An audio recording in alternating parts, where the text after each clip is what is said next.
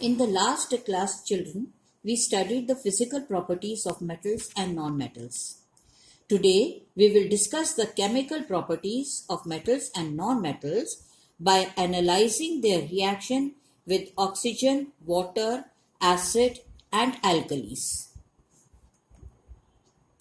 First of all, let us study the reaction of metals and non-metals with oxygen. For this, we perform an activity. We take a magnesium ribbon with a pair of tongs and burn it. On burning it, gives a bright white light and forms a white powder. Since magnesium is burning in air, therefore it combines with oxygen from the air to give magnesium oxide. Now collect the white powder of magnesium oxide and dissolve it in water. Dip a strip of red litmus paper in this solution. We observe that it turns blue. This shows that magnesium oxide mixed with water gives magnesium hydroxide, which is basic in nature. We perform another activity with a piece of charcoal, which is a form of carbon, and it is a non-metal. Keep the piece of charcoal in a deflagrating spoon and ignite it. Put the spoon in a gas jar and cover it with a lid. After some time, add some water in the jar and shake it.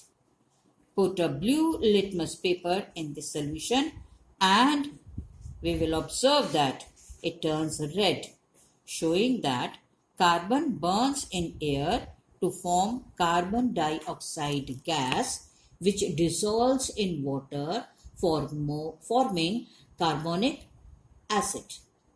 We come to the conclusion that metals react with oxygen to form metallic oxides, which are basic in nature, and non-metals react with oxygen to form non-metallic oxides, which are acidic in nature.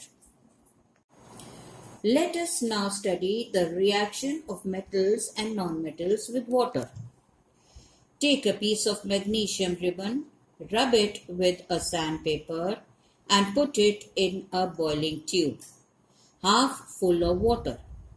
Invert another boiling tube over it. Gently warm the first boiling tube and we observe evolution of a gas in the form of bubbles which gets trapped in the second inverted tube. Bring a burning splinter near this tube. This splinter starts burning with a crackling sound. It is because magnesium reacts with water on heating and gives out hydrogen gas which burns with a popping sound. This activity shows that metals react with water to liberate hydrogen gas. Some metals like copper, silver, gold, platinum and mercury do not react with water. Similarly, non-metals also do not react with water. This is why some reactive non-metals like phosphorus are stored in water to prevent their reaction with air. To see the reaction of metals with acids, we perform an activity. Take some iron nails and rub them with a sandpaper. Now put them in a test tube and add dilute hydrochloric acid. Invert another test tube over the mouth of the first tube. We will observe the evolution of a gas in the form of bubbles. Carefully bring a burning splinter near the mouth of the inverted test tube. It burns with a popping sound, which shows that hydrogen gas is evolved.